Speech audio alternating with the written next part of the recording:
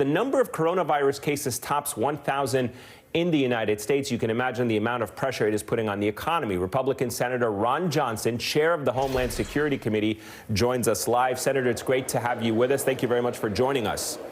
Good morning, Eamon. Sir, as I mentioned, House Democrats, they're crafting a bill that includes, among other things, paid sick leave, extension of unemployment insurance and food stamps. It does not, though, include what I referenced as the president's top priority of a payroll tax cut. Are those ideas something you could support? What do you like about and what do you not like about them?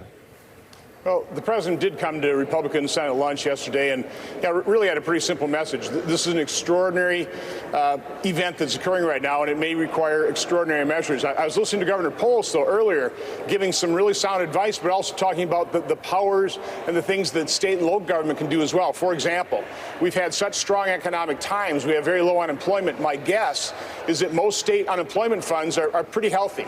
And so probably the swiftest action we can take is use existing authorities, using existing funds. And so, for example, states, every state's unemployment laws are different, but potentially waive the waiting period in terms of collecting unemployment benefits. Join the 21st century, allow people to claim those benefits online.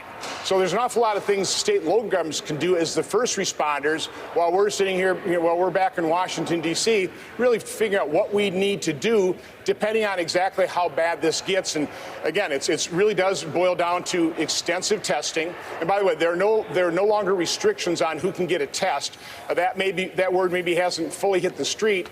A million test kits have already been signed out. By the end of this week, Vice President Pence said about 4 million.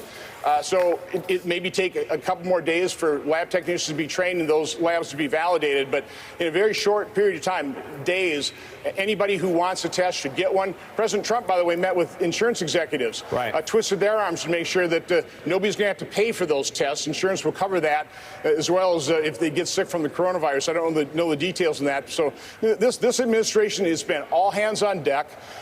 They certainly have not underreacted, but they also understand that the severe cost of overreacting. Getting it just right is probably impossible, but this really has been an extensive effort, and they're very capable people throughout the federal government and the state and local governments that are really trying to grapple with a very difficult situation with a lot of unknowns. Okay, you said this administration has been all hands on deck. I want to play you what the president is saying about the virus versus what the government's top health official is saying. Listen to this. We're prepared and we're doing a great job with it, and it will go away. Just stay calm. It will go away. We would like the country to realize that as a nation, we can't be doing the kinds of things we were doing a few months ago. You have to start taking seriously what you can do now, that if and when the infections will come, and they will come, sorry to say, sad to say, they will. And just to reiterate, earlier today, Anthony Fauci, Dr. Fauci, said the worst is yet to come. So how can what the president is saying and what Dr. Fauci is saying both exist in this current climate of uncertainty? Well, I don't really see any kind of disconnect there personally, because what the president's trying to do is try and tamp down the panic. This has obviously been well reported. We're tracking every death. What we're not tracking is every death caused by the flu, which is always in the thousands. So we don't want to create a panic. You're already seeing what's happening on Wall Street. Again, those are the markets. But we also need to be completely prepared and realistic. We realize that when we start doing extensive testing, we're going to find more cases. We can identify where there are pockets. And then state and local governments can also start making decisions. Do we need to quarantine things? Do we need to shut down larger gatherings? Okay. Again, there's a lot of unknowns, but we don't want to panic. We don't want to overreact. Fair enough. Let me just simplify this. The president on one hand saying it's going to go away. The top official, Dr. Anthony Fauci, is saying the worst is yet to come. Those are not the same statement. We all hope that when you end the standard cold and flu season, that in itself will help dissipate this. So you're subscribing to the president's theory that it will go away? No, listen. No, we don't know. It's alarming that these the spread in Singapore, which is a very hot climate. We're hoping that standard flu season is. We don't want to overreact. That's what I'm saying. We don't want to panic. We want to be very realistic about this. We have to find out the extent of this once we have all the testing and then take appropriate action. But again, we're not underreacting.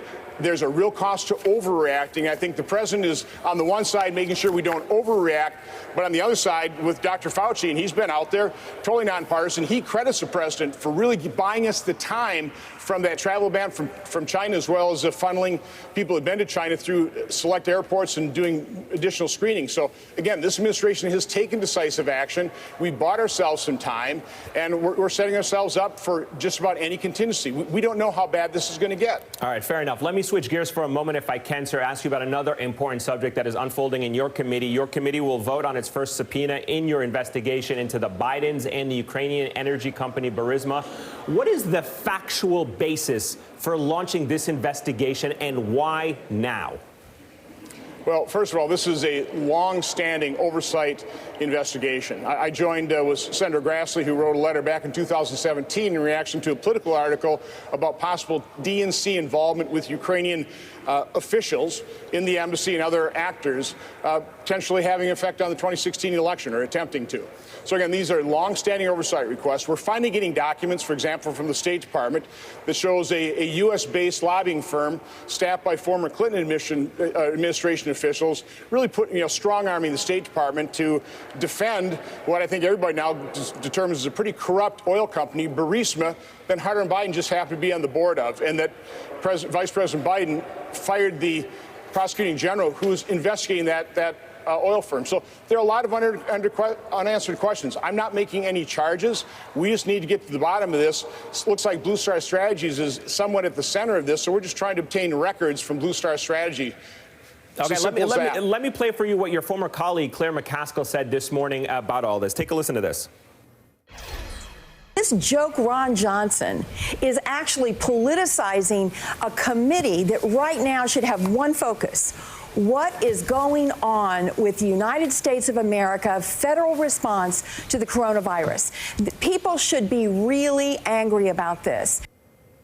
Senator Johnson, I want to give you a chance to respond to that. What is your response to that? People saying that you are doing this at a time when the country is preoccupied with coronavirus. You are doing what looks like, from some people's perspective, a political hit job on the president's #1 political opponent.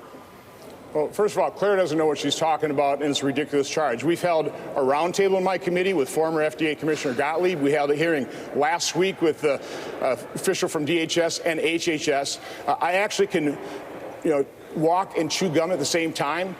So, no, I think you can tell from my earlier answer, I'm fully briefed because this administration has been incredibly accessible in terms of coronavirus. So most of my time and effort has really been about border issues, coronavirus, cybersecurity. But this is an ongoing investigation. We have a couple staff investigators pressing this, and now's the time to issue a subpoena. It doesn't take much of my time. Okay, let me ask you this very bluntly then. If Joe Biden was not running for president, would you be launching this investigation? I think a lot of people are looking at this and saying, again, that the basis of this investigation is politics in nature. I mean, what other grifting investigations have you launched?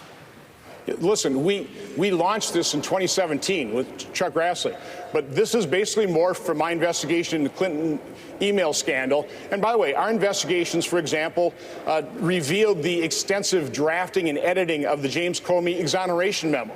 Because we were investigating and had oversight, we also found out about and then made public the vast majority of the struck page texts, which were a pretty important piece of information the American public had to know in terms of politicization of the FBI. And now we've seen the grotesque and astonishing abuse of the FISA court by people in the FBI. So there was definitely corruption at the highest level. So, no, this is necessary oversight. It dates back to March 15, 2015.